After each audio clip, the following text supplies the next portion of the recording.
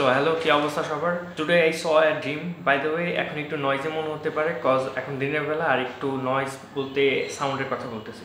তো যাই হোক, today I saw a dream. ড্রিমটা ছিল হচ্ছে গিয়ে আমি কোনো একটা ইভেন্টে গেছি, যে ইভেন্টে হচ্ছে কি অনেকজন অনেক ক্যামেরা ইউজ করতেছিল, কিন্তু আমার হাতে কোনো ক্যামেরা ছিল না, লাইক রিয়েল টাইমের মতো।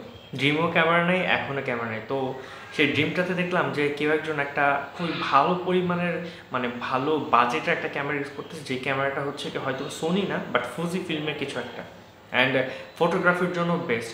সো ওই ক্যামেরাতে মানে কালার গ্রেডিং সিস্টেম ইনপুটটা, মানে প্রিসেটটা এতটাই ভালো ছিল যে যেই ফটোটাই তুলতেছিল ওই ফটোটার ডাইনামিক রেঞ্জ অ্যান্ড সব কিছু এতটাই ভালো ছিল যে এডিট করার প্রয়োজনই পড়ে না। যখন তুলতেছিল তখন হচ্ছে গিয়ে best of the best output বেরোচ্ছিল। অ্যান্ড আমার ড্রিম হচ্ছে গিয়ে একটা ক্যামেরা কেনা। আপাতত হচ্ছে কি সোনির দিকে আমার অ্যাকচুয়ালি মন আছে যে সোনির দিকে আমি মুভ করতে পারি।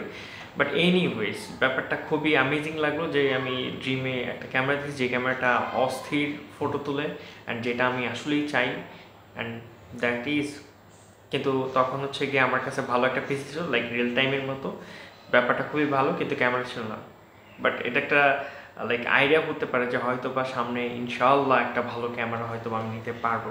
সো প্রে করবেন। অ্যান্ড আমার মনে হইলো যে ছোট একটা স্টোরি আপনাদের সাথে শেয়ার করি। That's it.